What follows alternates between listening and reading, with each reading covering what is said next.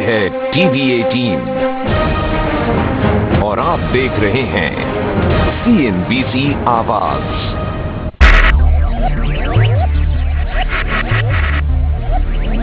Focus, ideate, innovate, enable.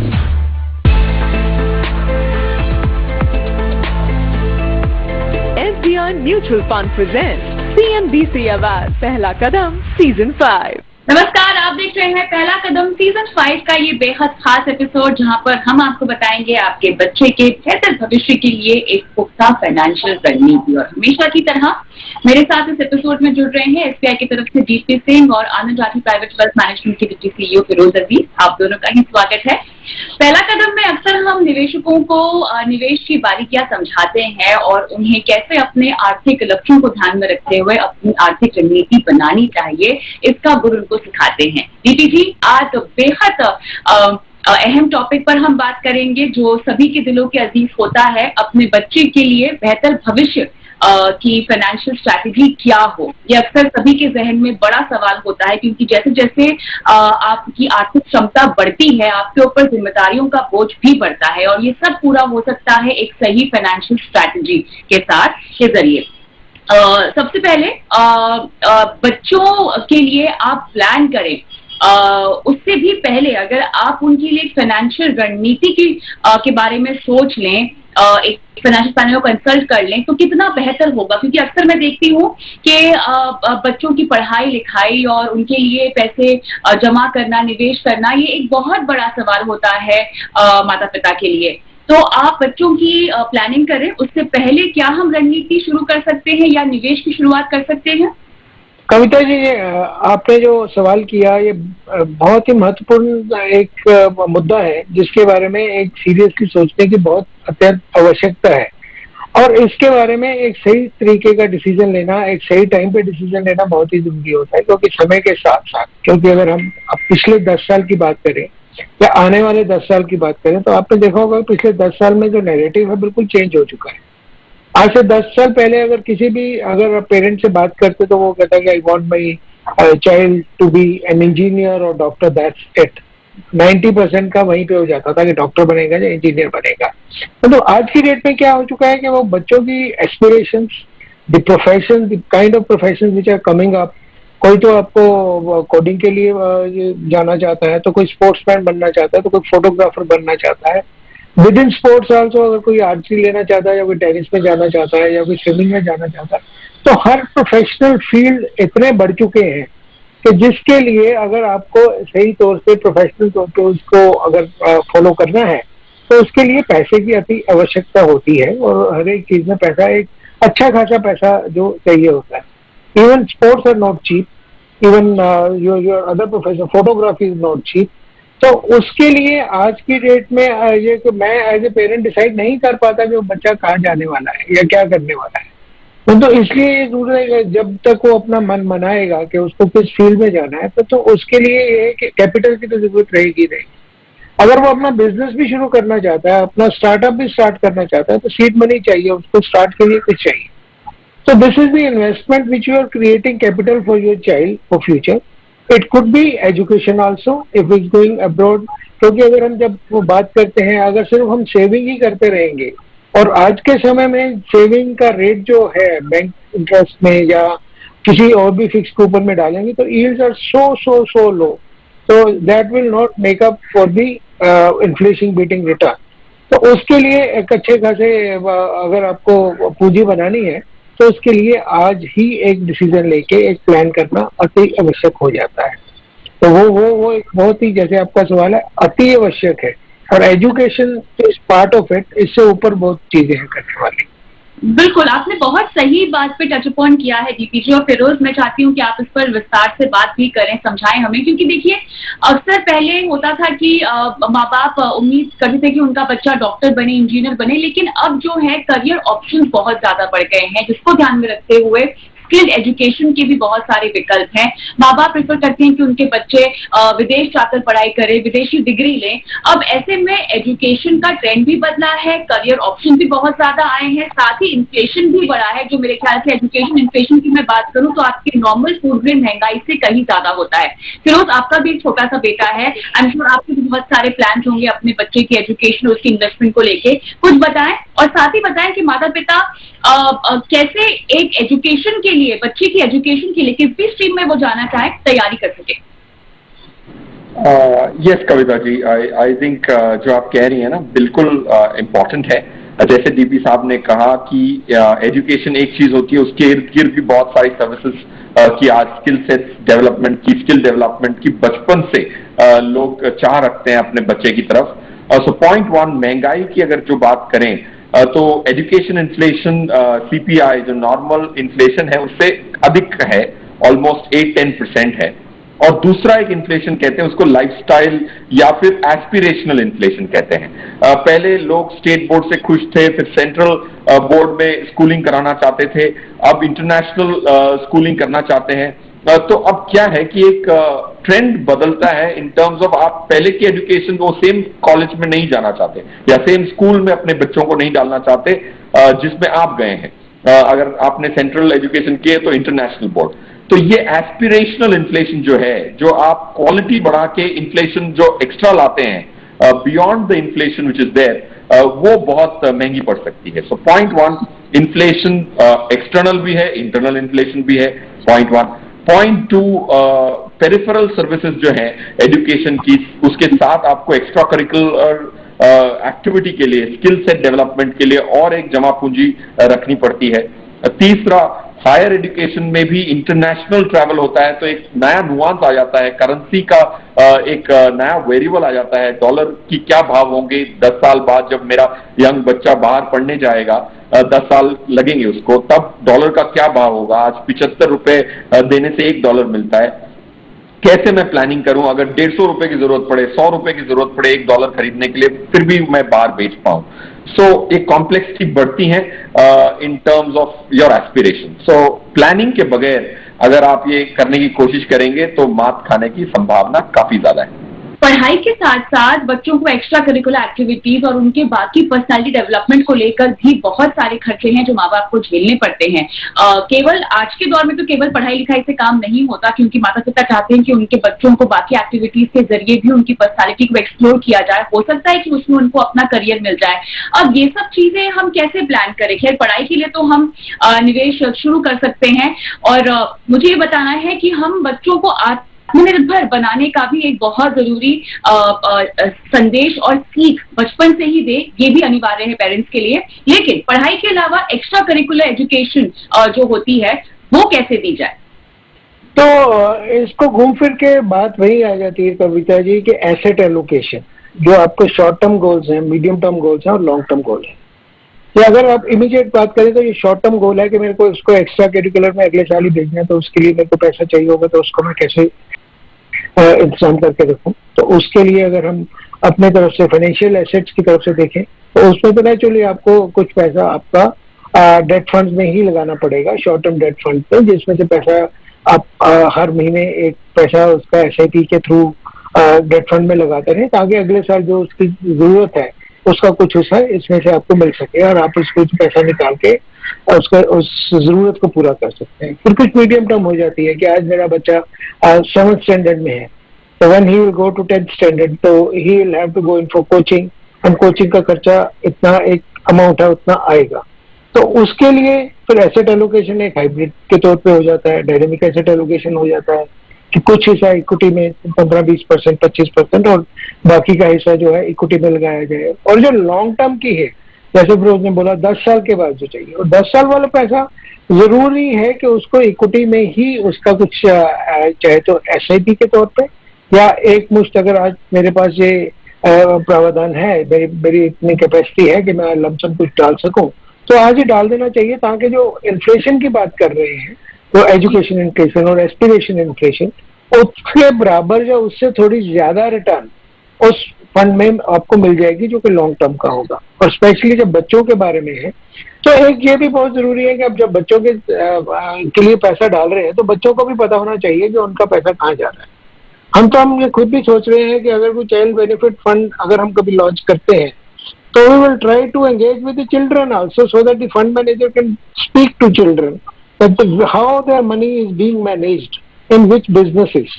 That will serve to purpose. One एक तो उनका जो पैसा लगा हुआ है उसको कैसे लगाया जा रहा है, कैसे उसको मैनेज किया जा रहा है, उसके बारे में उनको पता रहेगा। और दूसरा, एक प्रोफेशन के तौर पे एक प्रोफेशनल फंड मैनेजर किसी बिजनेस को किस नजरिए से किस तरह से देखता है वो भी पता लगेगा, उससे उनका चीजों की तरफ देखने का नजरिया बदल जाएगा। और राइट, चलिए इन तमाम पहलुओं पर एक एक करके हम बात करेंगे। फिरोज, लंबी अवधि के नजरिया होता है अगर हम बच्चों की पढ़ाई लिखाई का गोल ही पकड़कर चलें। मेरी एसेट एलोकेशन और फंड मिक्स किस तरह की होनी चाहिए, क्योंकि इसी के जरिए आप अपने लक्ष्य को पूरा कर पाएंगे। किस तरह के फंड पोर्टफोलियो में शामिल करने चाहिए और टारगेट, बच्चों की पढ़ाई का टारगेट कैसे फिक्स करें, मेरे ख्याल से ये भी एक बहुत बड़ा सवाल है। Yes Kavita ji, I think अगर आप लॉन्ग टर्म की बात करें तो पहला ये इंपॉर्टेंट है कि एसेट एलोकेशन में अगर आपने already medium term miscellaneous expense की 2 और बकेट्स बना ली हैं और लॉन्ग टर्म की जो बकेट है उसमें मेरे हिसाब से एसेट एलोकेशन 100% इक्विटी होना चाहिए, 90% इक्विटी होना चाहिए। आज के करंट माहौल को देखते हुए, इंटरेस्ट रेट एनवायरनमेंट को देखते हुए, मेरे हिसाब से डेट में अगर अंडर यूटिलिटी होगी उस पैसे की तो इन्फ्लेशन को बीट करना और एस्पिरेशनल इन्फ्लेशन को बीट करना मुश्किल हो सकता है। सो पॉइंट ये कहना चाहता हूं कि लॉन्ग टर्म के लिए जो भी इन्वेस्टमेंट कर रहे हैं आप 10 साल के अधिक 100% इक्विटी में डालें, क्योंकि एसआईपी के माध्यम से जा रहा है। अगर पैसा एक मुश्त नहीं हो रहा है तो 100% asset allocation for the long term bucket in equity, point 1। Point 2, जो फंड्स आपको चुनाव करने हैं वो ऐसे चुनाव करने हैं जो लॉन्ग टर्म में आपको अच्छा अधिक रिटर्न दें और शॉर्ट टर्म में इतनी मैनेजमेंट की जरूरत ना पड़े। Large cap funds, multi cap funds, mid cap fund, ये 3 कैटेगरी में अगर आपने एक फंड चुन के अगर आपने 10 साल की अगर एसआईपी कर ली, 10 साल क्यों उसको बरकरार रखें हमेशा के लिए, इनफाइनाइट पीरियड की एसआईपी होनी चाहिए। 10 ईयर्स के ऊपर का लक्ष्य है तो 100% इक्विटी एक करेजियस रिकमेंडेशन होगी, बट मेरे हिसाब से 10 साल में इक्विटी डेट को हमेशा बीट किया है ज्यादातर, specially equity actively managed equity funds. So 3 categories of funds, 100% equity long term goal के लिए। चलिए, इसी के साथ वक्त हो गया छोटे से ब्रेक का। ब्रेक के बाद आपको बताएंगे कि बच्चों की पढ़ाई लिखाई और उनके सुनहरे भविष्य के लिए आप कैसे इन्वेस्टमेंट स्ट्रैटेजी बना सकते हैं।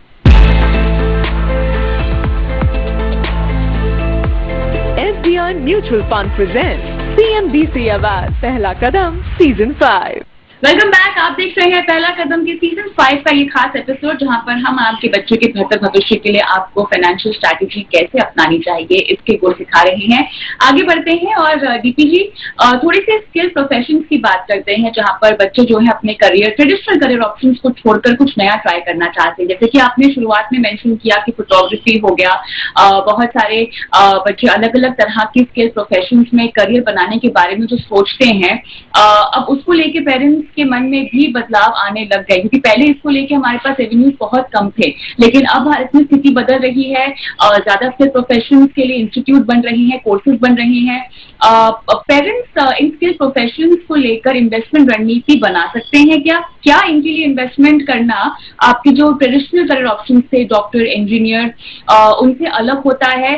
कैसे हम समझे कि financial requirement for a skill profession क्या हो सकती है? ये देखिए, इसमें एक चीज नोट करने वाली है कि पिछले कुछ वर्षों में, स्पेशली इन लास्ट 3, 4, 5 ईयर्स, सोच में एक बहुत बड़ा बदलाव आया है। पेरेंट्स की सोच में भी। पेरेंट्स क्या है आज की डेट में, वो अपना जो ऑप्शन है वो बच्चों के ऊपर थोपना नहीं चाहते। वो बच्चों के पैशन को समझ के उसके हिसाब से काम करना चाहते हैं।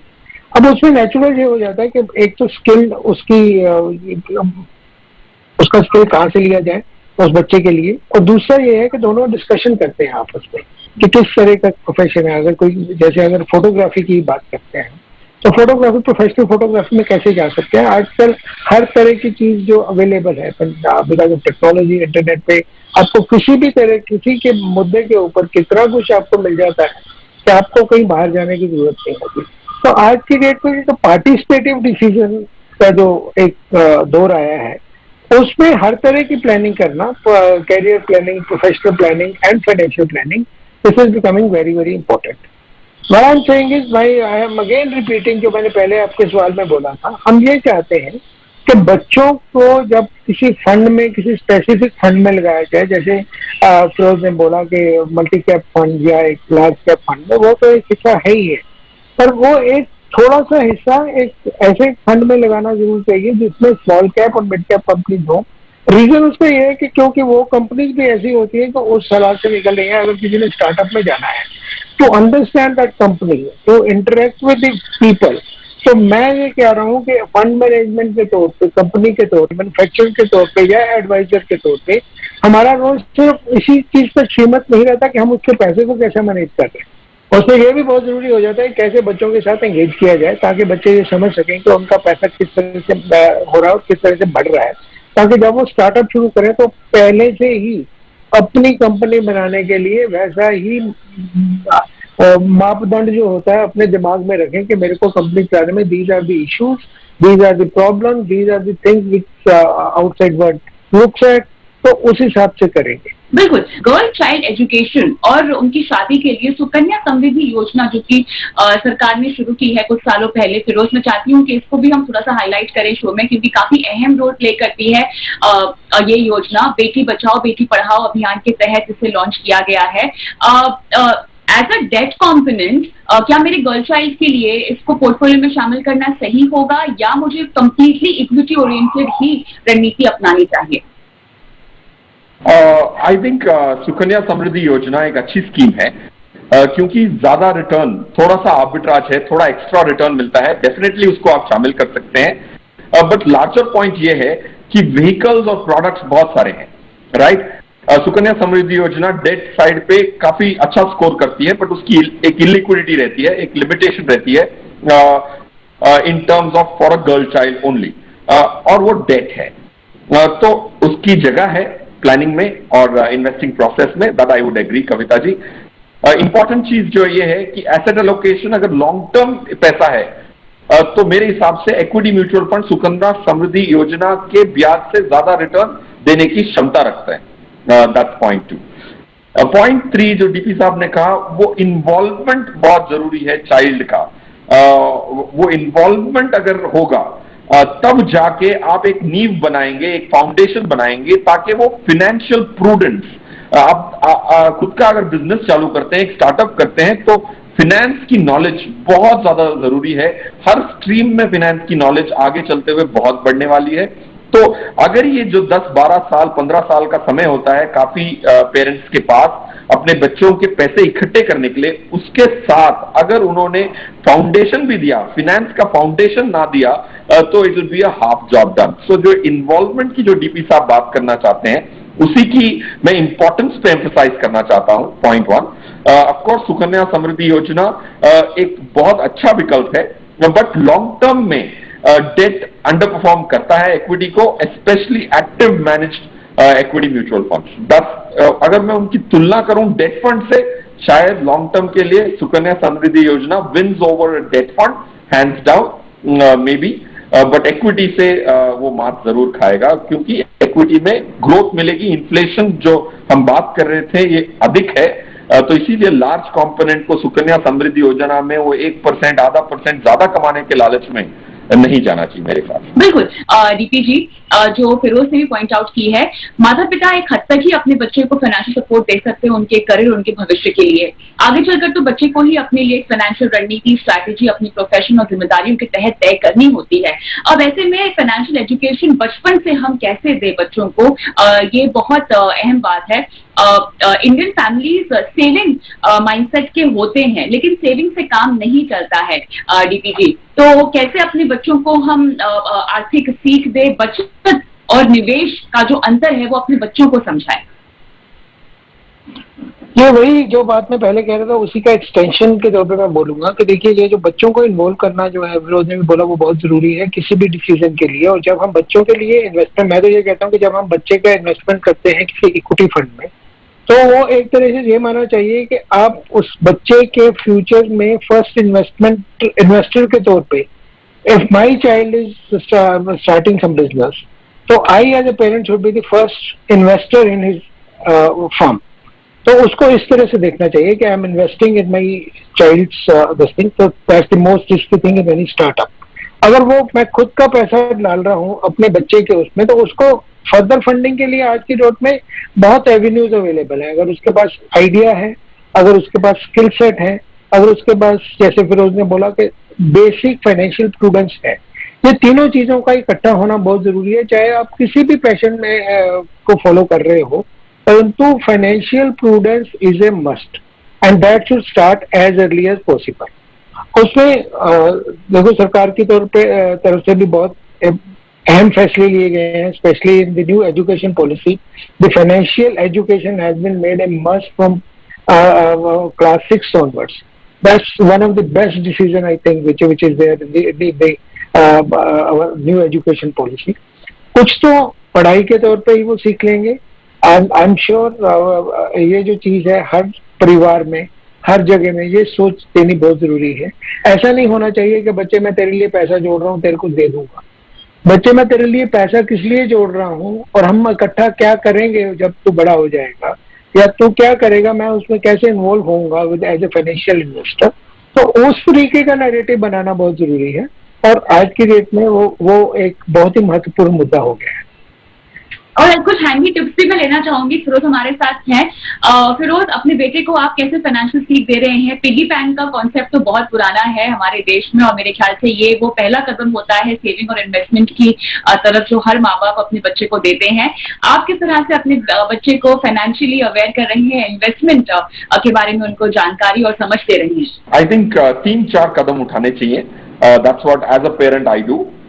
एक तो ऑफ कोर्स एक रुझान होता है गेमिंग की तरफ, तो वर्चुअल गेम्स आते हैं इन्वेस्टिंग के, उसको सिखाएं। पॉइंट 2, जो भी वो यूज करता है उस कंपनी के बारे में जानकारी दें। आज अगर कोई भी चीज आप देखें, अगर वो आईपैड यूज करता है तो वो एप्पल कंपनी का है, अगर कहीं से शॉप करता है तो अमेजॉन है।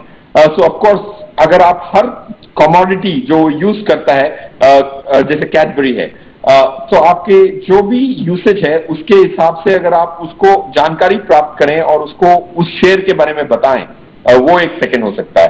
तीसरा, बहुत सारे ऑनलाइन वीडियोस आते हैं 2-2 मिनट के कॉन्सेप्ट्स के, तो पहले उसको 20 कॉन्सेप्ट्स लिख के समझाएं और उसके साथ एक वर्बल या वीडियो क्लिप दिखाएं। सो पहले तो ये डिसाइड करना कि 20 से 25 सबसे इंपॉर्टेंट फाइनेंशियल कॉन्सेप्ट्स क्या जरूरी हैं और उसको आप वीकली एक कॉन्सेप्ट लेके अगर समझाएंगे तो एक क्यूरियोसिटी बढ़ेगी। 4, एक 8-10 बच्चों को इकट्ठा करके अगर आप एक ग्रुप डिस्कशन कराते हैं इन्वेस्टमेंट्स पे आफ्टर दिस, तो बहुत क्यूरियस होते हैं बच्चे और बहुत उनको मजा भी आता है। So you will have to create an environment of learning, वरना ये नहीं हो पाएगा। एंड आई थिंक ये पेरेंट की बहुत ज्यादा ड्यूटी है। रेगुलेटर हैं, जैसे डीपी साहब ने कहा, एएमसीज ये भी करना चाहती हैं कि बच्चों को इन्वॉल्व करके फंड मैनेजर्स ये बताएं कि ये कंपनी का चुनाव कैसे हुआ था। बट जो बेसिक्स है वो पेरेंट की रिस्पॉन्सिबिलिटी है। बिल्कुल बिल्कुल सही कहा आपने। अपनी परवरिश में ही हमको बच्चों को निवेश की सीख देनी चाहिए, उसको इन्वाइट करना चाहिए और बहुत हद तक बच्चे अपने पेरेंट्स के फाइनेंशियल बिहेवियर को देखकर बहुत कुछ सीखते हैं। तो मेरे ख्याल से पेरेंट्स को भी थोड़ा सा जागरूक होने की जरूरत है। अगर उनको निवेश की किसी भी एंगल में कमी लगती है तो मेरे ख्याल से पहला कदम से बेहतर शो और क्या ही हो सकता है। उनको हर आर्थिक लक्ष्य के लिए रणनीति बनाने का जो रोड मैप है वो हम देते हैं। लेकिन चलिए रुकेंगे छोटे से ब्रेक के लिए और ब्रेक के बाद एक अहम टॉपिक पर बात करेंगे। अक्सर हमने देखा है कि बच्चों की पढ़ाई और उनके भविष्य के लिए बहुत माता पिता जो है वो इंश्योरेंस प्लान खरीद लेते हैं। क्या उन पर हमें निर्भर होना चाहिए या अलग से म्यूचुअल फंड में रणनीति बनाना ज्यादा बेहतर होगा? समझेंगे हमारे पैनलिस्टों से इस ब्रेक के बाद।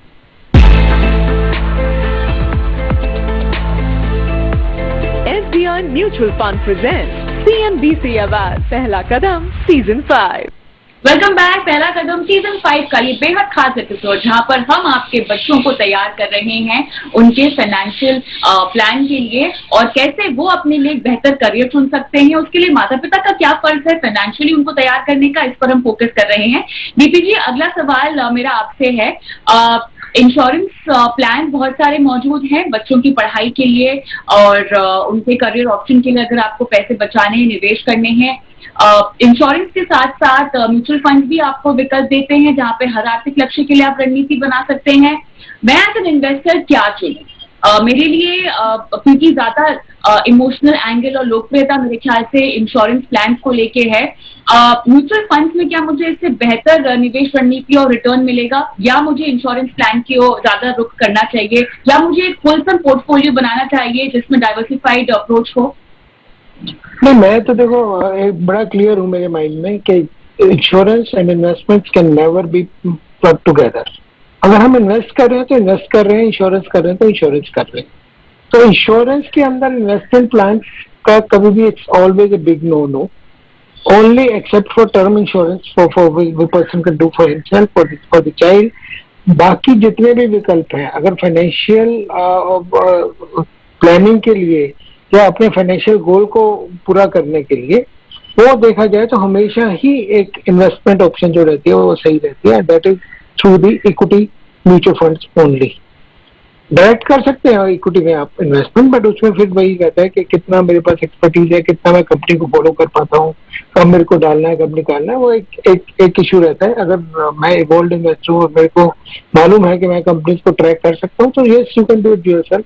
परंतु इंश्योरेंस तो मेरे हिसाब से बिल्कुल big no no. Honestly speaking, मैंने कभी इसके बारे में देखना या जानना भी नहीं चाहा, क्योंकि पहले से ही दिमाग में एक चीज, वो चीज ये है कि इंश्योरेंस के लिए होता है, इन्वेस्टमेंट या किसी भी फाइनेंशियल गोल की प्राप्ति के लिए नहीं होता। और इंश्योरेंस का जो भी फायदा है, इंश्योरेंस का फायदा आपके जब आप नहीं रहते तो उसके बाद ही आता है।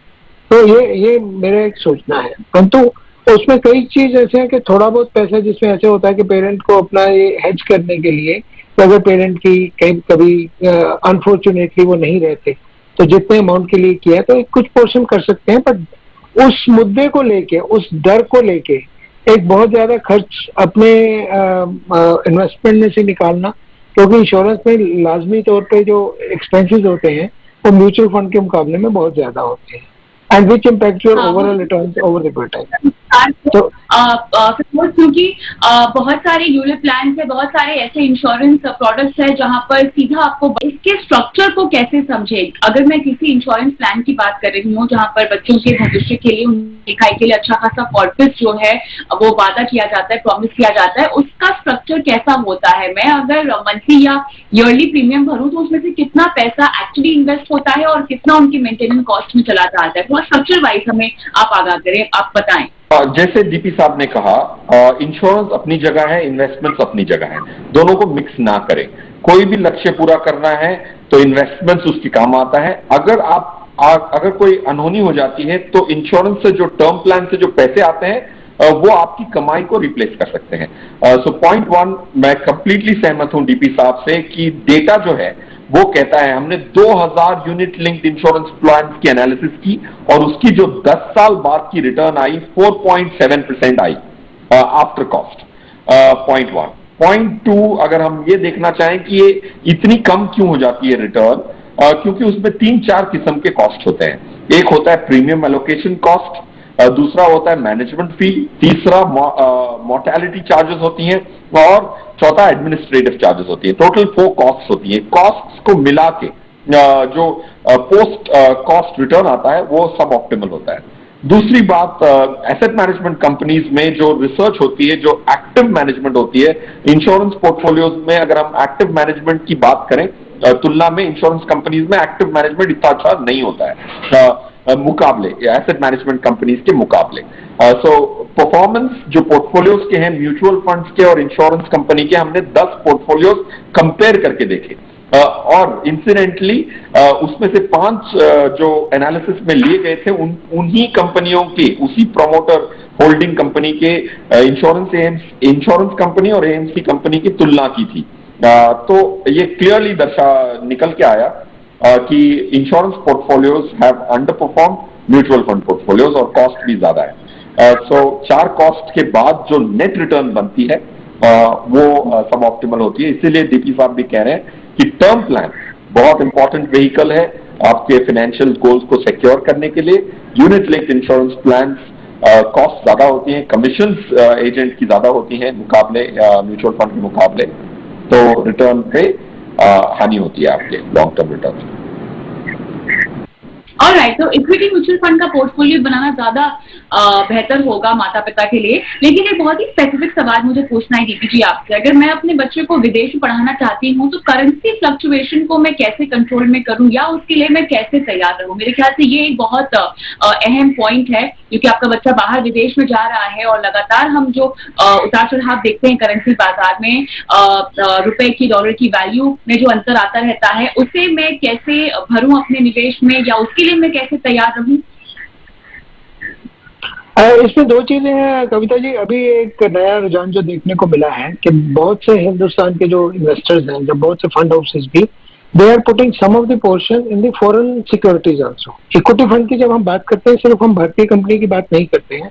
अगर हम कुछ पैसा ऐसी कंपनी में लगाया जाता है, तो आप बाहर की कंपनी या यूएस की कंपनी है या किसी और डेवलप्ड कंट्री की कंपनी है, अगर उसकी इक्विटी में कुछ पैसा लगाते हैं हम, तो उससे आपका जो हेज अगेंस्ट करेंसी अपने आप ही ठीक हो जाता है, क्योंकि वहां पे जो आपका प्रॉफिट है वो डॉलर टर्म्स में या पाउंड स्टर्लिंग टर्म्स में ही आने वाला है।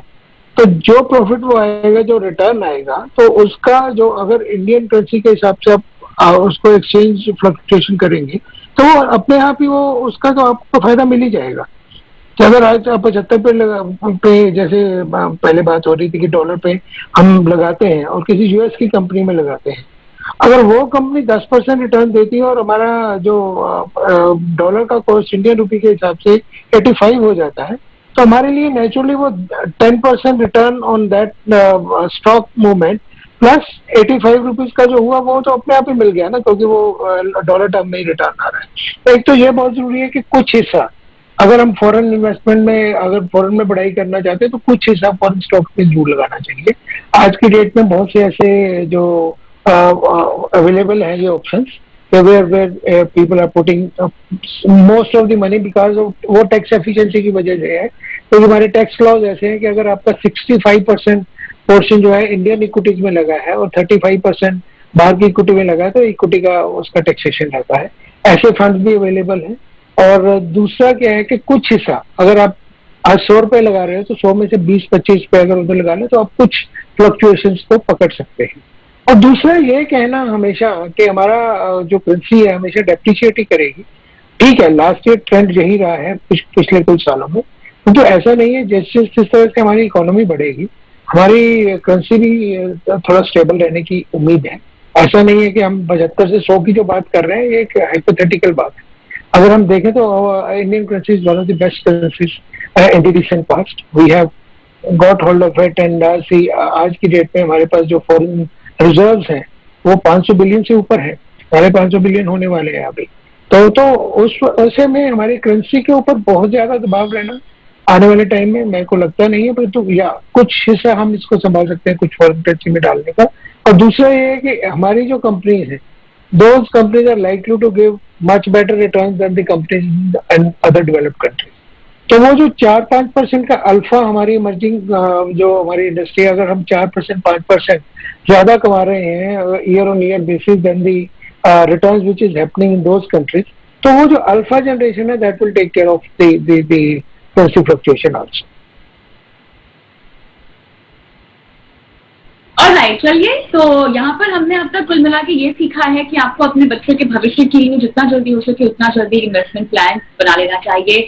इक्विटी ओरिएंटेड अप्रोच आपको अपना लेनी चाहिए। और अगर आप अपने बच्चों को किसी प्रोफेशन में डालना चाहते हैं, आगे चल के उनकी मंशा है कोई ऐसा काम करने की जो कि ट्रेडिशनल करियर ऑप्शन से काफी अलग है, तो उसके लिए आपको अपने लिए एक पुख्ता फाइनेंशियल रोड मैप तैयार कर लेना चाहिए। लेकिन वक्त है एक ब्रेक का। ब्रेक के बाद हम मानसिकता में जो बदलाव आ रहा है, जहां पर बच्चों को माता पिता आत्मनिर्भर बना रहे हैं और अपने बैकअप के तौर पर कम देख रहे हैं, ये जो मानसिकता में बदलाव आया है, इस पर हम विस्तार से बात करेंगे और कैसे बच्चों की ओवरऑल डेवलपमेंट में इस तरह का माइंडसेट काफी हद तक काम आता है, कैसे उनकी प्रोग्रेस का रास्ता आगे बढ़ता है, इस पर विस्तार से बात होगी ब्रेक के बाद।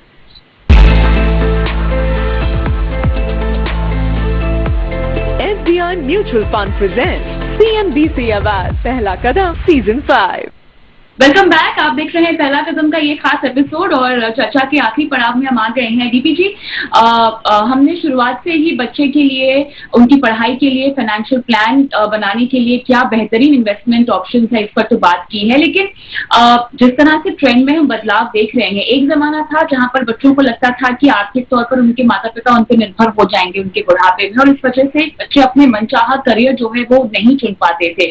इस ट्रेंड में कितना बदलाव आपने आते हुए देखा है और कैसे माता पिता न खुद बच्चों को आर्थिक तौर पे आत्मनिर्भर बना रहे हैं, लेकिन काफी हद तक क्योंकि वो खुद भी फाइनेंशियली इंडिपेंडेंट है तो बच्चों पे प्रेशर कम पड़ता है। तो एक आपको ये एक चीज मान के चलनी चाहिए कि हिंदुस्तान जो है इतना बड़ा कंट्री है। हम कई बार बॉम्बे में बैठ के या दिल्ली में बैठ के हम सोचते हैं कि हम यहाँ का जो बदलाव देख के समझते हैं कि ये देश का बदलाव हो रहा है, तो कई जगह ऐसा नहीं होता है। क्योंकि हर तरह के ये सोशो इकोनॉमिक फाइबर जो है कंट्री का वो इतना कॉम्प्लेक्स है कि हर जगह नहीं है। परंतु एक चीज बिल्कुल पक्की है कि ये बदलाव शुरू हो, और उसमें जैसे हमने भी पहला कदम में कई प्रोग्राम किए रिटायरमेंट प्लान के, ताकि जो बंदा रिटायर्ड होता है, हमने कभी भी ऐसा नहीं बोला कि भाई आप इस तरह से अपना करें कि कुछ पैसा आपको अपने बच्चों की तरफ से आएगा, क्योंकि वो सोच ही नहीं है, वो सोच कभी रहती नहीं है। आज से 10-15 साल पहले ये सोच थी। आज की डेट में जो रिटायरमेंट की एज 60 पे लोग अपनी सेकंड इनिंग स्टार्ट करते हैं, 65 पे सेकंड इनिंग स्टार्ट करते हैं। जैसे मैंने पहले कहा कि आज की डेट में फाइनेंशियल प्लानिंग इस तरह से होती है कि how do I become the first investor in the venture of my child, जिसमें मैं इकट्ठा काम कर सकूं उसके साथ या वो मेरे साथ काम करे, रादर देन कि वो मेरे को पैसा। तो उसके लिए ये जो फाइनेंशियल प्लानिंग है एक बहुत महत्वपूर्ण एक मुद्दा है, जिसको देखने का या शुरुआत करने का जो नजरिया बिल्कुल बदल चुका है। आज लोग नहीं सोचते, आप बिल्कुल सही बोल रहे हैं, लोग नहीं सोचते कि मेरी बुढ़ापे में मेरी लाठी का सहारा हो, मेरे को जो सहारा देगा बच्चा या जो भी है। वो कहते हैं मैं जब जितना चाहूँ जब तक चाहूँ मैं देना चाहूँ तो दे सकूँ, मेरे को मांगने की जरूरत नहीं है। तो तभी संभव है अगर उसकी फाइनेंशियल प्लानिंग या उसके बच्चे की सोच को भी शुरू से ही वैसा बनाया जाए। तो वो हो रहा है, बदलाव आ रहा है, बिल्कुल ये निश्चित है।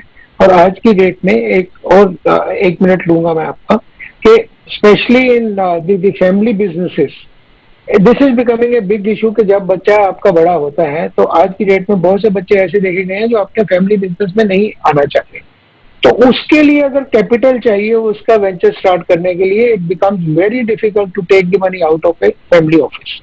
तो आज की डेट में ये अत्यंत जरूरी है कि जितना भी आपका प्रॉफिट होता है फैमिली बिजनेस में, उसका कुछ हिस्सा सभी पार्टनर्स या सभी भी जो स्टेक होल्डर्स हैं अपने अपने तौर पे अपने फाइनेंशियल प्लान, बच्चों की फाइनेंशियल प्लानिंग के लिए जरूर उस पर रखें, क्योंकि ये एक बहुत बड़ा मुद्दा बन जाता है फैमिली बिजनेस में। How to take the money out of the existing running business, it becomes very difficult. तो फिरोज, यहीं पर मुझे आपसे ये पूछना है कि माता पिता अपने बच्चों के कारोबार के लिए या उनकी पढ़ाई के लिए जो लोन लेते हैं वो किस मात्रा में लेना चाहिए? अगर आपके पास एक अच्छी फाइनेंशियल रणनीति अवेलेबल है, अगर आप पहले से निवेश करें तो शायद लोन लेने की नौबत आए भी नहीं, जो कि हम सजेस्ट कर रहे हैं लोगों को। आपको एक बहुत पुख्ता फाइनेंशियल प्लान बनाना चाहिए, एक रणनीति बनानी चाहिए। लेकिन अगर ऐसा नहीं कर पा रहे हैं, आप चूक गए हैं, तो कितनी मात्रा में मुझे लोन लेना चाहिए ताकि माता पिता की जो फाइनेंशियल लाइफ है उसमें किसी तरह की अड़चन ना आए? अगर ठीक से प्लानिंग की जाए तो लोन की जरूरत नहीं पड़नी चाहिए।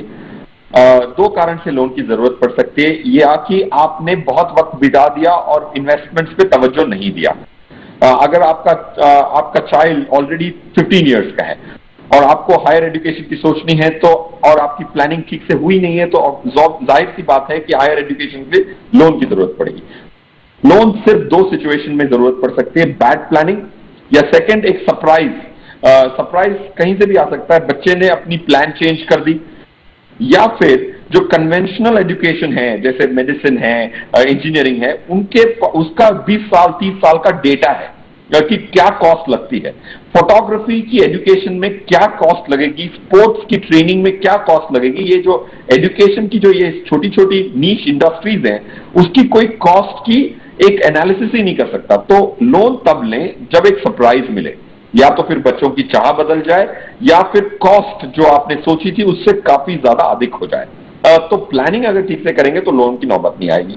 और सेकंड पॉइंट, अगर लोन लेना है तो एटलीस्ट 50% आपने खुद से कलेक्ट करना है और बाकी 50% लोन से लेना है। क्योंकि एक कंपिटिटिव एनवायरनमेंट में एक चाइल्ड पे इन द इनिशियल ईयर्स अगर लोन का बोझ होता है तो उसकी कंपिटेंसी पे, उसकी कॉन्फिडेंस पे एक थोड़ा डेंट आता है। तो मेरे हिसाब से education loan is a good concept, but एक मात्रा अगर ज्यादा हो जाती है, जैसे कविता जी आपने कहा, तो एक चाइल्ड के साइकोलॉजिकल प्रेशर्स की वजह से, जैसे आज जो बच्चे पास हो रहे हैं और उनकी नौकरियों में थोड़ी सी दिक्कत हो रही है क्योंकि पैंडेमिक है, तो उनका कॉन्फिडेंस जो है और वो जो प्रेशर है लोन का उनके सर पे, एजुकेशन लोन का, वो काफी उनके कॉन्फिडेंस को डेंट कर सकता है। तो लोन की मात्रा कम रखें, only to take care of the surprises which life has for you. Alright, तो इस सरप्राइजेस में डीपी जी हम लोन की मात्रा तो कम रख सकते हैं, लेकिन अगर मेरा गोल जो है वो नजदीक आ गया और इस तरह का मुझे कोई सरप्राइज मिल जाए, अभी तक तो मैं अपने टारगेट पर बैंग ऑन हूँ, मेरा टारगेट अचीव हो रहा है, मैं उसको निवेश से बिल्कुल पा रही हूँ, लेकिन अगर जैसे कि पैंडेमिक की स्थिति आ जाए और बाजार अचानक गिर जाए, तो ऐसे में सरप्राइजेस को मैं डील कैसे करूं अगर मुझे लोन नहीं लेना है? नहीं, देखो, लोन कब लेना चाहिए, लोन ऐसा ये बिल्कुल एक फैसला कर लेना कि मेरे को लोन नहीं लेना है, ऐसा नहीं है। लोन कोई बुरी चीज नहीं है। अगर आपका वो जो आपके जो एग्जैक्टली जो आपका पैशन है, अगर उसको मीटअप करने के लिए अगर आपको टेम्परेरी लोन लेना भी पड़ता है तो आप जरूर लीजिए, क्योंकि पहली दो तीन चीजें हैं जो एजुकेशन लोन के फेवर में जाती हैं। सबसे बड़ी चीज तो ये है कि इसमें ब्याज कोई बहुत ज्यादा नहीं होता, ब्याज कम रहता है। आम तौर पे जो ब्याज की दर रहती है वो काफी कम रहती है एजुकेशन लोन पे। दूसरा इसमें यह है कि इसमें इनकम टैक्स का बेनिफिट भी रहता है पेरेंट को, जो भी जितना भी उसका ब्याज लगता है पूरे का पूरा इनकम टैक्स से बेनिफिट मिल जाता है। परंतु ये नहीं सोचना चाहिए कि अगर मेरे को आज की प्रॉब्लम है तो आज मैं लोन ले लूँ, ठीक है, और मेरी कोशिश ये होनी चाहिए, ऐसा नहीं कि 10 साल का है तो 10 साल में उतारना है, अगर 1 साल में उतार दूं तो नथिंग लगता है। और एजुकेशन लोन लेते हुए भी यही देखना चाहिए कि किसी उसी बैंक से या किसी ऐसी संस्था से ही लेना चाहिए जहाँ पे प्री पेमेंट पे कोई पेनल्टी ना हो, जहाँ पे आप जितना चाहे जब चाहे उसको वापस कर सकें। और अगर आपके ऊपर कॉन्फिडेंस है, आइडियल सिचुएशन तो वही है कि ना लिया जाए, अगर ले लेते हैं तो जितनी जल्दी हो सके वापस कर दिया जाए। और पेरेंट की भी है, अगर नौकरी लगने से पहले ही उसकी ऐसी स्थिति है कि वो वापस कर दे तो नथिंग लाइक दैट। इसको पूरे ऐसा नहीं लेना चाहिए कि मेरे को 15 साल में देना है या 10 साल में देना है, तो 10 साल मेरे को रखना ही है। तो इसको बिल्कुल, it's not a big no, but you can have it as a last resort. बिल्कुल। तो डीपी जी, यहाँ पर हम बहुत सारे फाइनेंशियल इन्वेस्टर्स से बात करते हैं, एक्सपर्ट से बात करते हैं, और सब लोगों की एक बहुत ही टिपिकल रणनीति है, जब उनके बच्चे का जन्म होता है तो उस दिन से या तो वो लमसम निवेश कर देते हैं या उस दिन से एसआईपी की शुरुआत कर देते हैं। आपकी रणनीति क्या रहेगी अपने बच्चों के निवेश के लिए, उनकी पढ़ाई के लिए, उनके करियर के लिए? और इसके अलावा हमें क्या क्या ट्रेडिशनल तरीके हैं जो अपनाए जा सकते हैं? तो एक चीज तो ये आपने बोली, जो आज की डेट में ये चल रहा है, रुझान भी है और लोग करते भी हैं, ये बहुत अच्छी चीज है कि जैसे ही बच्चे का जन्म हुआ उसके नाम पे इन्वेस्टमेंट शुरू हो जाती है।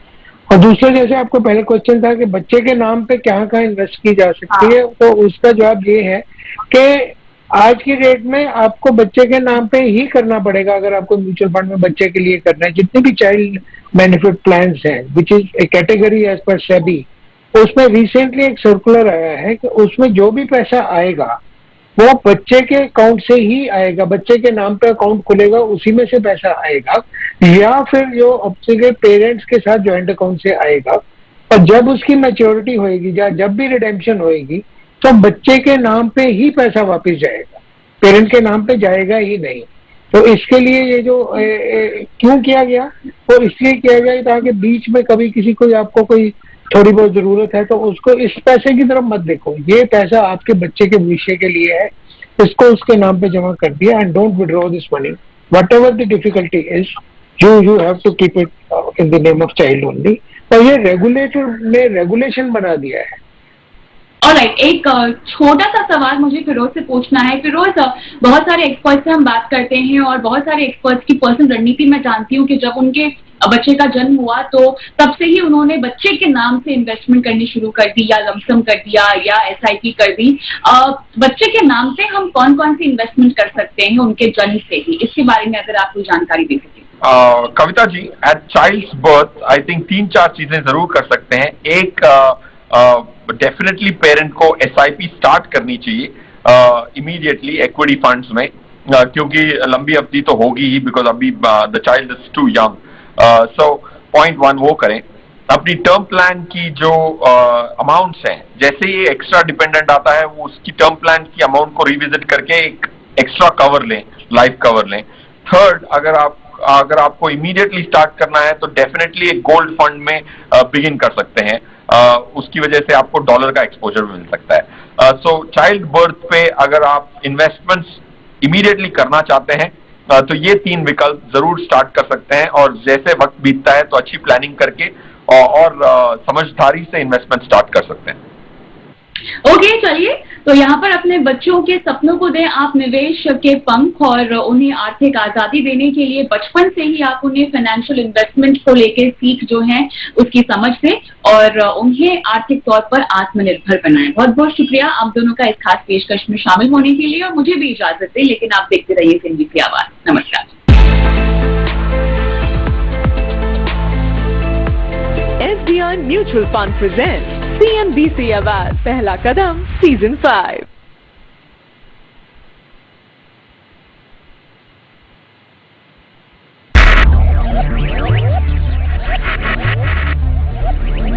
Focus. Ideate. Innovate.